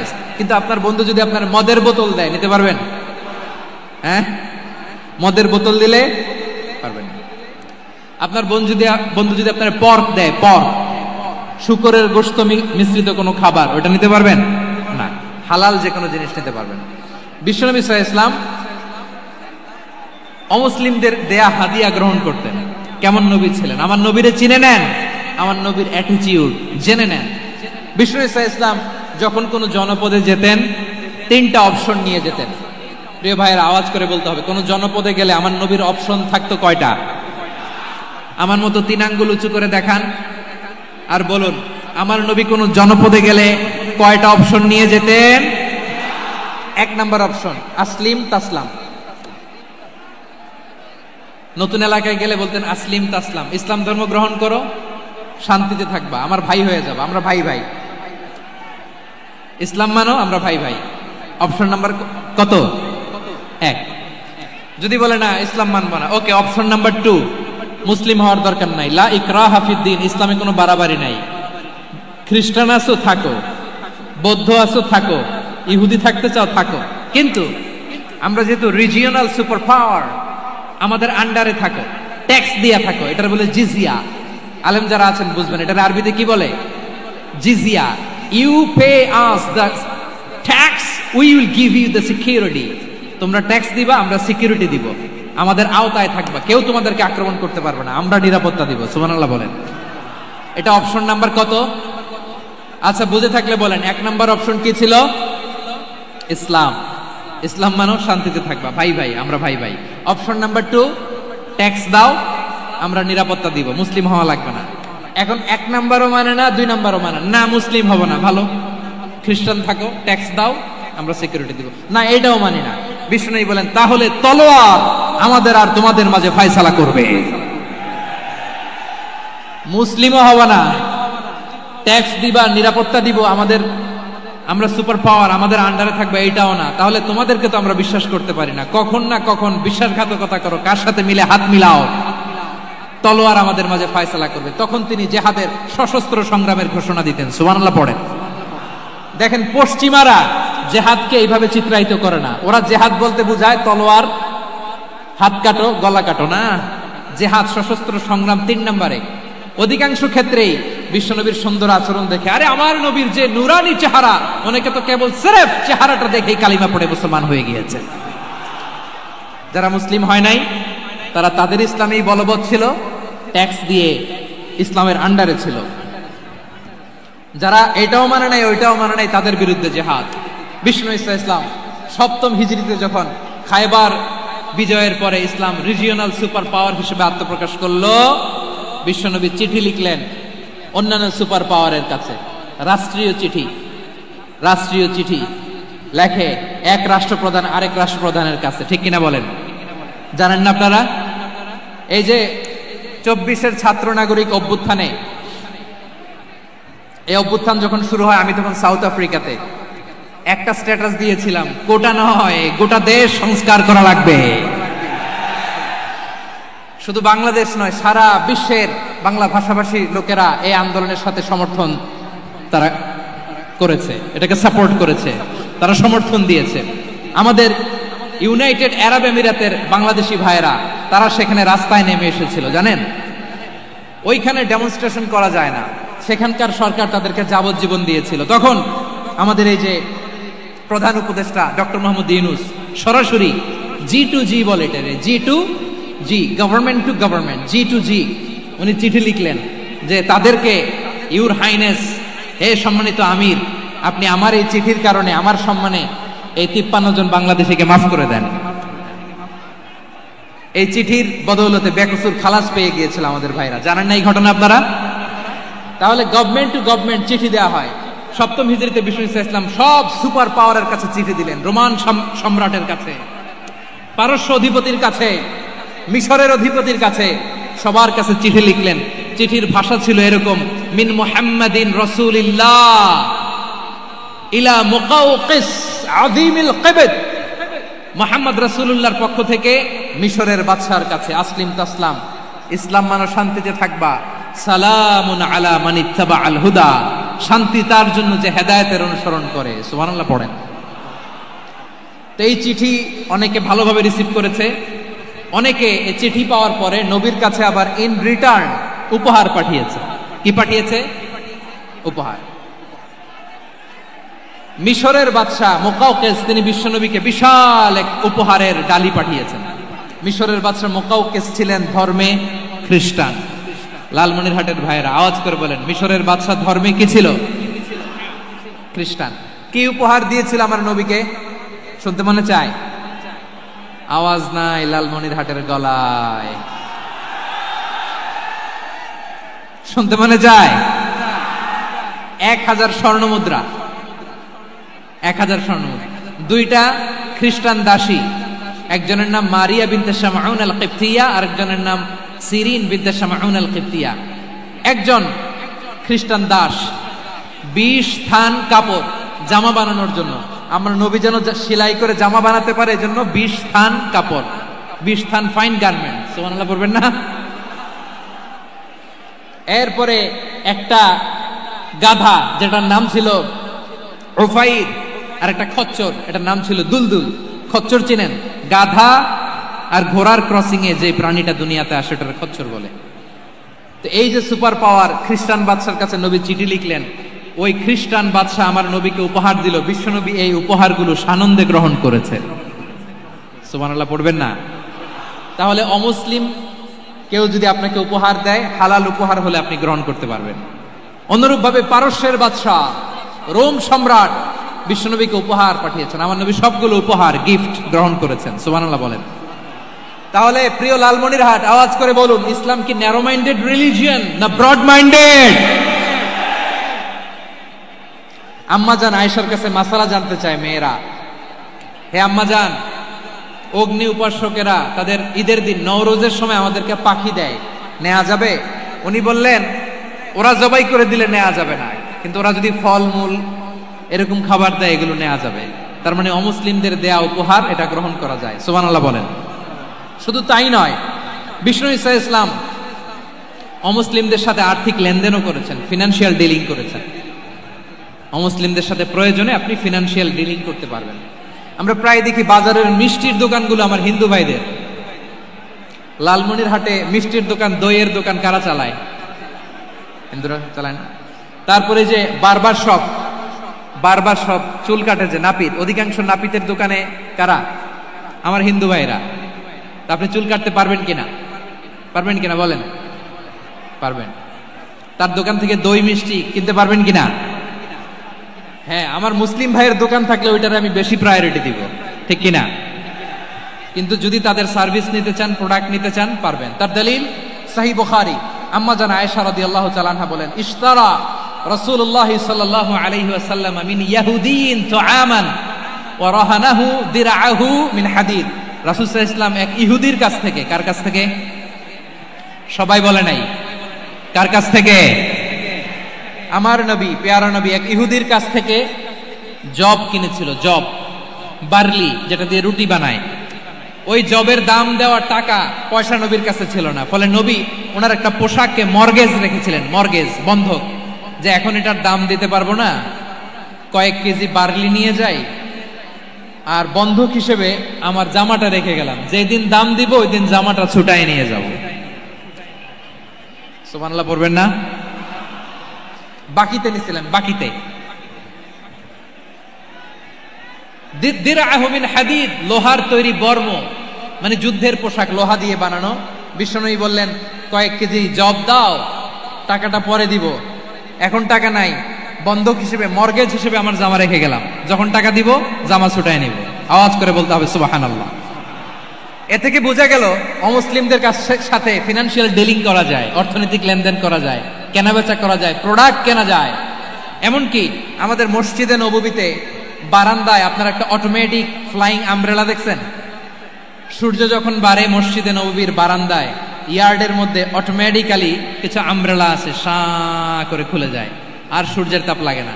আবার সন্ধ্যাবেলায় এই আমব্রেলাগুলো ওরা ক্লোজ করে ফেলে, দেখেন নাই না? দেখছেন?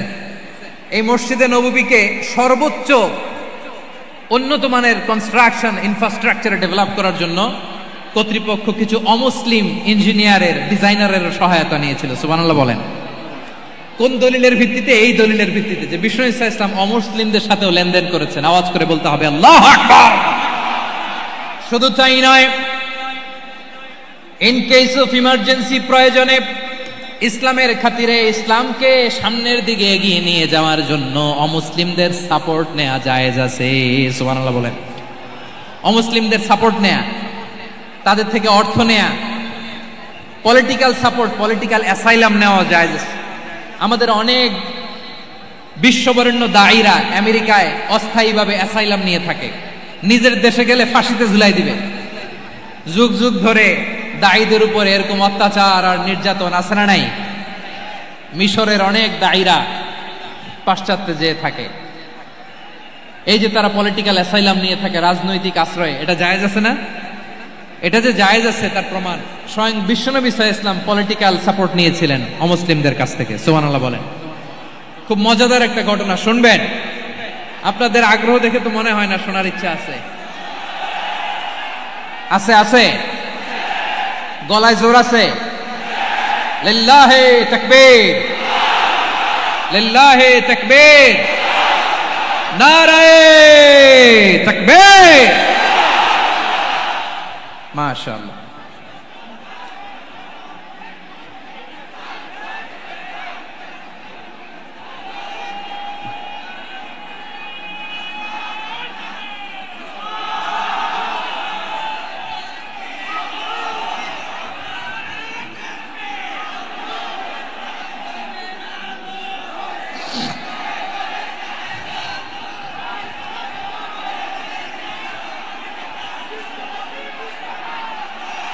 মাশাআল্লাহ মাশাআল্লাহ।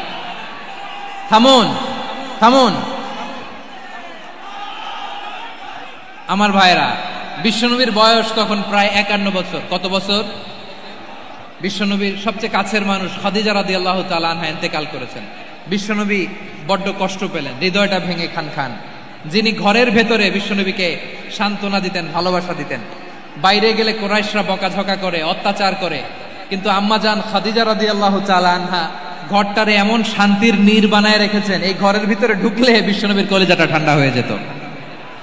এজন্য রব্বুল আলামিন বলেন, খাদিজা, ও আমার বান্দি খাদিজা, জান্নাতে এমন স্পেশাল একটা ঘর আমি তোমার জন্য রেডি করে রেখেছি। ওই ঘরের মধ্যে কোনো আওয়াজ নাই, ওই ঘরের মধ্যে কোনো নয়েজ নাই, ওই ঘরে কোনো বিশৃঙ্খলা নাই। কারণ মক্কার জমিনে আমার নবী কুরাইশদের বিশৃঙ্খলা, নয়েজ আর ঝামেলাগুলোকে উপেক্ষা করে যখন তোমার ঘরের ভিতরে ঢুকতো, ঘরটারে তুমি শান্তির নীড়, ঠান্ডা, নীরব, নিস্তব্ধ, নিঝুম আর শান্তির নীড় বানিয়ে রেখেছো। এজন্য জান্নাতে স্পেশাল একটা শান্তির নীড় আমি তোমারে উপহার দেব।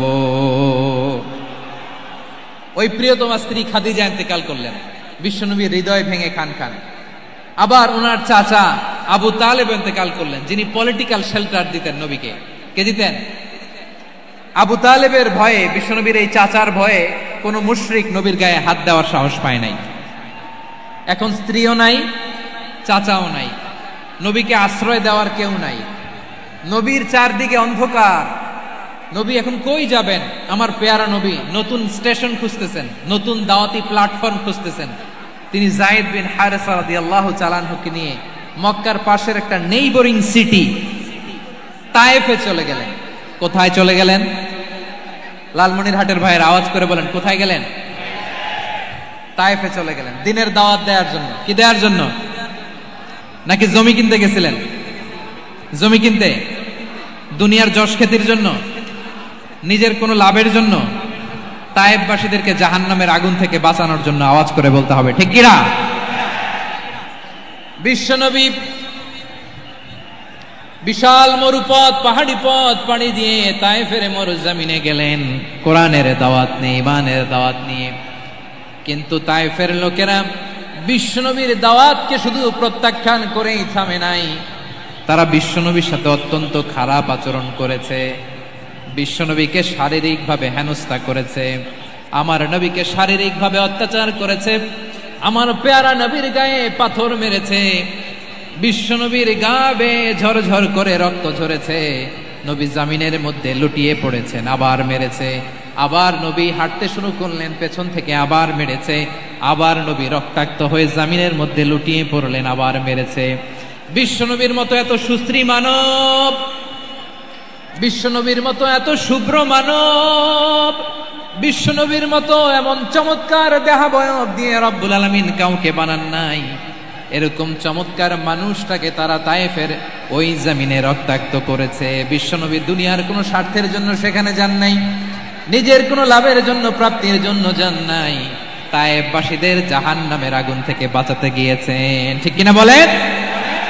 খেয়ে না খেয়ে দিন প্রচারের কাজে নিজেকে দিয়েছ বিলিয়ে, তায়েফের কাফিরেরা চিনল না সে আলো, দুষ্ট ছেলেদের পিছু দিল লেলিয়ে, পাথরের আঘাতে ক্ষত বিক্ষত হয়ে সারা শরীর থেকে রক্ত ঝরে।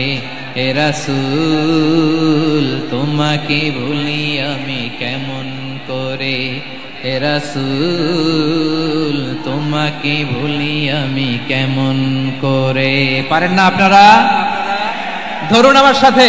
হাজার ব্যথা বেদনার পরে ফিরে আসনি তুমি আপন ঘরে, দিনের আলো তুমি ছড়িয়ে দিতে, চলে গেলে মদিনায় মক্কা ছেড়ে।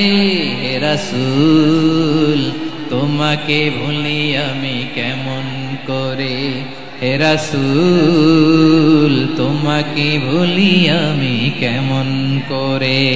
ঠিক কিনা বলে? প্রিয় ভাইরা, তায়েফের ছেলেরা নবীকে রক্তাক্ত করলেন। আমার নবী কই যাবে? কই যাবে? মক্কায় জায়গা নাই, তায়েফে জায়গা নাই। তায়েফ থেকে ভারাক্রান্ত মন নিয়ে আমার নবী মক্কায় ফিরে আসলেন। বিশ্ব নবী মক্কায় ঢুকতে পারেন না। মক্কার মরুভূমির দিকে তাকিয়ে, উপত্যকার দিকে তাকিয়ে বিশ্বনবী ধা ধা করে কাঁদেন, ঝরঝর করে নবীর চেহারা মোবারক থেকে চোখের পানিগুলো বেয়ে বেয়ে পড়ে। আমার জন্মস্থান, আমার শৈশব, কৈশোর, যৌবন কেটেছে এই মক্কায়, আমার এলাকায় আমি ঢুকতে পারি না। বিশ্বনবী মক্কার অনতি দূরে দাঁড়িয়ে জায়েদকে পাঠালেন, জায়েদ যাও দেখো কেউ আমাকে সাপোর্ট করার মতো আছে কিনা, যাও অমুকের কাছে যাও। জায়েদ গেলেন, তারাও প্রত্যাখ্যান করে ফিরিয়ে দেয়। বিশ্বনবী বললেন যাও অমুক লোকের কাছে যাও, তিনিও প্রত্যাখ্যান করে ফিরিয়ে দিলেন। কেউ বিশ্বনবীকে আশ্রয় দিতে রাজি হয় না। নিজ জন্মভূমিতে বিতাড়িত বিশ্বনবী, সর্বশেষ বিশ্বনবী বললেন যাও মুতঈম ইবনে আদির ঘরে যাও। মুতঈম ইবনে আদি মুশরিক, তার কাছে যাও। গেলেন, মুতঈম ইবনে আদি রাজি হয়ে গেল। সুবহানাল্লাহ বলেন। দেখেন, অনেক বিপদের সময়ও আমি নিজে সাক্ষী, সামাজিকভাবে, রাজনৈতিকভাবে কত ঝঞ্ঝা, কত ষড়যন্ত্র, কত কনস্পাইরেসি পাড়ি দিয়ে আমাদেরকে সামনে এগিয়ে যেতে হয়। এই শত্রুদের ভেতরেও একজনকে দাঁড় করিয়ে দেয় যে আল্লাহর কোরআনের জন্য রেডি হয়ে যায়। পড়েন সুবহানাল্লাহ। মুতঈম ইবনে আদি, আল্লাহ তার মনকে নরম করে দিলেন। মুতঈম বলে, মুহাম্মদ আমি তোমাকে আশ্রয় দিব। তার দুই ছেলেকে পাঠালেন, যাও খোলা তলোয়ার নিয়ে, স্কট দিয়ে, গার্ড অফ অনার দিয়ে মুহাম্মদকে মক্কায় ঢুকাও, আর বলো আমি আমান দেব। আমান কি দিব? আমান মানে সিকিউরিটি, নিরাপত্তা। সিকিউরিটি ছাড়া, আমান দেওয়া ছাড়া কেউ থাকতে পারতো না মক্কায়। দুই ছেলে বিষ্ণু ইসা ইসলামকে নিয়ে আসলো। নবী কাবার চারদিকে তাওয়াফ করলেন, নামাজ পড়লেন। আবু জাহেল, উতবা, সাইবা, ওয়ালিদ ইবনে মুগীরা সবাই দেখে, কেউ কিছু করতে পারে না।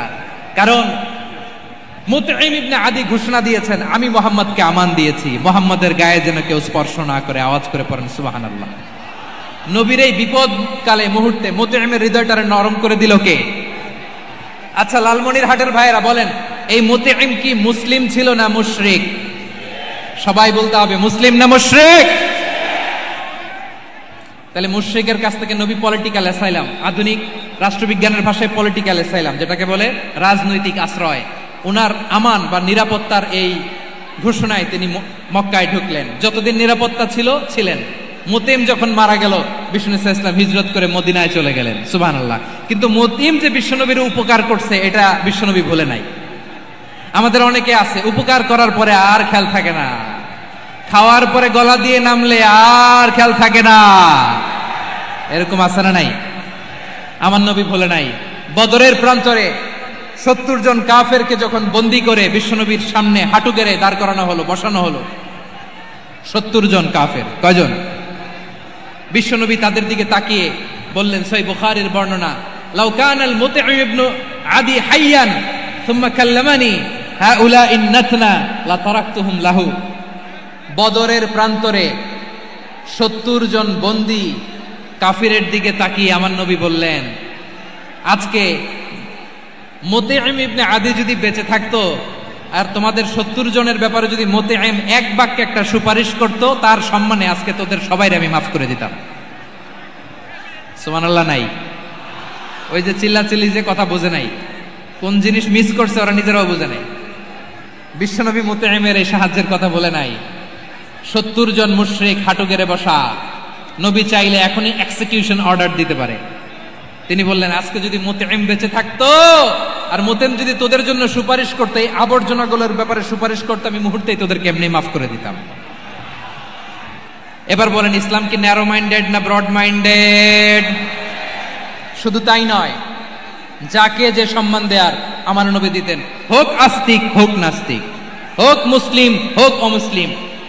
বিষ্ণু ইসলাম যখন রোমান সম্রাটের কাছে চিঠি লিখেছেন, আমার প্রিয় লালমনিরহাটের ভাইরা, অল্প কয়েক মিনিট কয়েকটা জরুরি কথা বলবো, এদিকে তাকান, এদিকে তাকান। রোমান সম্রাটের কাছে বিশ্বনবী যখন চিঠি লিখলেন মিন মুহাম্মদ রাসূলিল্লাহ ইলা হিরাকলা আযীমির রোম। মুহাম্মদের পক্ষ থেকে হিরাক্লিয়াসের কাছে, যিনি হচ্ছেন আযীমির রোম। এটা নবী নিজ থেকে বানায় লিখছেন অতিরিক্ত সম্মান দিয়ে। কোন রাষ্ট্রপ্রধান যখন আসে তাদেরকে আমরা কি বলি জানেন? তার নামের শেষে HE এটা লিখতে হয়, H.E. মানে হিজ এক্সেলেন্সি। কি লেখে? হিজ এক্সেলেন্সি অথবা ইউর হাইনেস, ইউর ম্যাজেস্টি। দেখেন, বিশ্বনবী সাল্লাল্লাহু আলাইহি ওয়াসাল্লাম সব নবীদেরও নবী। তিনি একজন মুশরিক খ্রিস্টান সম্রাট, রোমান সম্রাটের কাছে চিঠি লিখতে যায়, লিখতেছে ইলা হিরাকলা আযীমির রোম, হিরাক্লিয়াসের কাছে আমার চিঠি, যিনি রোমের আযীম, হিজ হাইনেস, মানে রোমের অনেক সম্মানিত এক বাহাদুর। আওয়াজ করে বলেন সুবহানাল্লাহ। তার মানে যাকে যে সম্মান দেয়ার এটা বিশ্বনবী দিতেন। এমনকি যে ইহুদিরা ভালো ছিল, এই ইহুদিদেরও প্রশংসা করেছেন বিশ্বনবী মুহাম্মদুর রাসূলুল্লাহ সাল্লাল্লাহু আলাইহি ওয়াসাল্লাম। এক ইহুদির প্রশংসা করেছেন বিশ্বনবী। ইহুদির কার? আমি তো আমার ভাইয়ের প্রশংসা করি না, আমি তো এক আলেম আরেক আলেমরে স্পেস দেই না, আমি তো এক দায়ী আরেক দায়ীর সাথে বসতে চাই না। আমার নবী ইহুদির প্রশংসা করে। কার প্রশংসা? ওই ইহুদির নাম ছিল মুখাইরিক। সিরাত গ্রন্থ ঘাটলে পাবেন। তিনি বলেছেন, মুখাইরিক খাইরু ইয়াহুদ, Mukhayriq is the best of the Jews. জুইশদের মধ্যে সে সবচেয়ে ভালো। কেন প্রশংসা করলেন তার? এর কারণ মদিনা চার্টারে কথা ছিল সব ধর্মের মুসলিম, মুশরিক, ইহুদিরা মিলে মদিনাকে রক্ষা করবে। কিন্তু 3য় হিজরিতে যখন উহুদের যুদ্ধ শুরু হলো, সবার কথা ছিল যেই আক্রমণ করে আমরা মদিনাকে বাঁচাবো। কোন শহরকে বাঁচাবো? মদিনাকে। কিন্তু কুরাইশরা যখন অ্যাটাক করলো, ইহুদিরা আর আসে না, ইহুদিরা আর বেরোয় না। বিষ্ণু বললেন, ওহে ইহুদিরা, তোমরা না চুক্তি করলে আমার সাথে যে মদিনা বাঁচাতে সবাই ঝাঁপিয়ে পড়বো, আসো। একটা ইহুদিও বেরোয় না, কেউ আসে নাই সেদিন, একজন ছাড়া। তার নাম মুখাইরিক। তার নাম কি?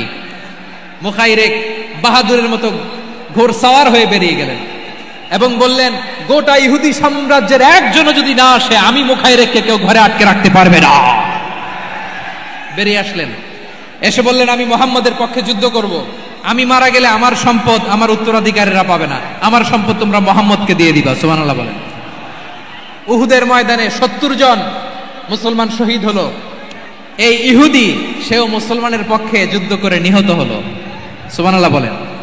মুসলিমদের লাশ যখন নিয়ে আসা হলো, এই মুখাইরিকের লাশও নিয়ে আসা হলো। মুসলিমদের লাশের পাশে মুখাইরিকের লাশ দেখে বিশ্বনবী মুখাইরিকের প্রতি অনেক খুশি হলেন।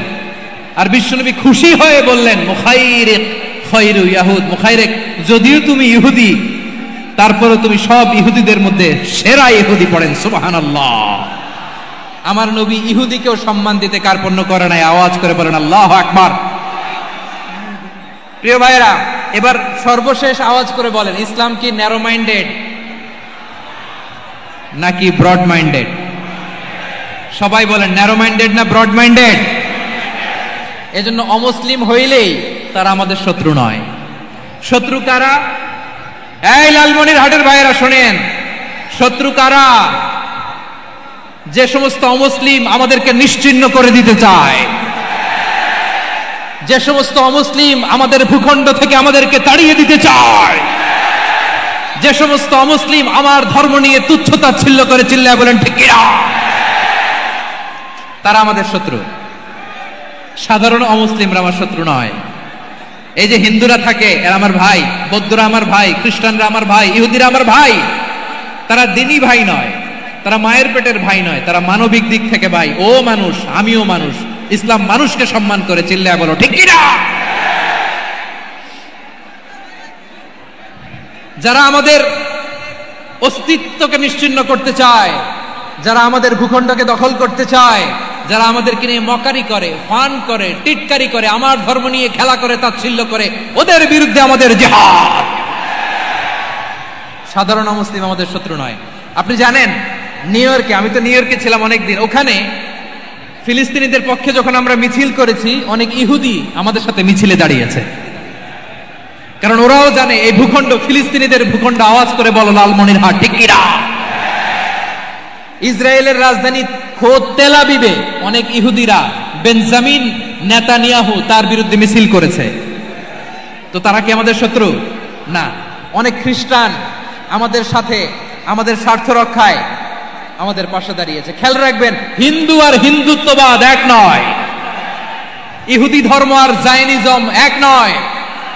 জায়নিজমের বিরুদ্ধে আমাদের সংগ্রাম, আমাদের জিহাদ। চিল্লায় বলেন ঠিক কিনা।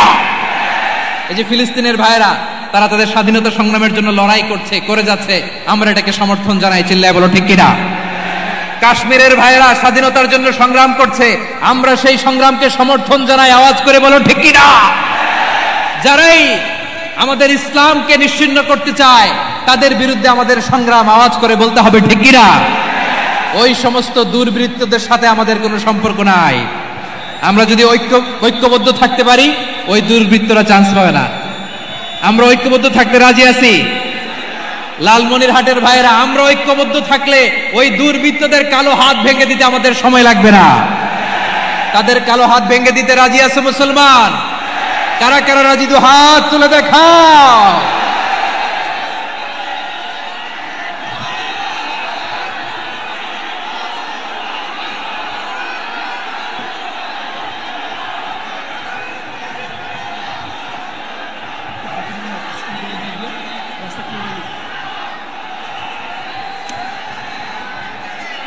আমার প্রাণ প্রিয় লালমনিরহাটের ভাইরা, শত্রু কাফের আর অশত্রু কাফেরের মধ্যে পার্থক্য আছে না নাই? আবু তালেবও মুশরিক, আবু জাহেলও মুশরিক, কিন্তু দুই মুশরিকে পার্থক্য আছে না নাই? আবু তালেব নবীর চাচা, মুশরিক, মারা গিয়েছে মুশরিক অবস্থায়, কিন্তু আজীবন আমার নবীকে আগলে রেখেছে, আমার নবীকে সাপোর্ট করেছে, ভালোবেসেছে। আবু জাহেলও মুশরিক, মারা গিয়েছে মুশরিক হিসেবে, আজীবন আমার নবীর বিরুদ্ধাচরণ করেছে। আবু জাহেলের শক্তি, সামর্থ্য, স্ট্র্যাটেজি, প্ল্যান সব আমার নবীর বিরুদ্ধে ছিল। আবু জাহেলের কারণে একটা দিন শান্তিতে আমার নবী মক্কায় ঘুমাতে পারে নাই। চিল্লায় বলেন ঠিক কিনা।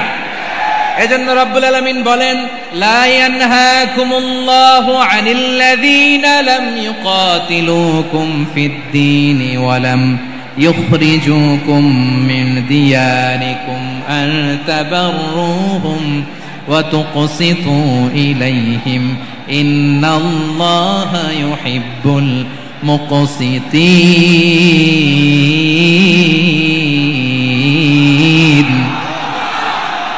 আল্লাহ বলে, গোলামেরা শোনো শোনো, যে সমস্ত অমুসলিম তোমাদের সাথে ধর্মযুদ্ধে লিপ্ত হয় না, তোমাদের বিরুদ্ধে যে সমস্ত অমুসলিম অস্ত্র ধরে না, যে সমস্ত অমুসলিম তোমাদেরকে তোমাদের জন্মস্থান থেকে, ভূখণ্ড থেকে তাড়িয়ে দেয় না, তাদের সাথে ভালো আচরণ করতে আমি আল্লাহ নিষেধ করি নাই। তাদের সাথে সদাচরণে কোনো নিষেধাজ্ঞা নাই, বরং তাদের সাথে সদাচরণ করো, এটাই আমি আল্লাহ চাই।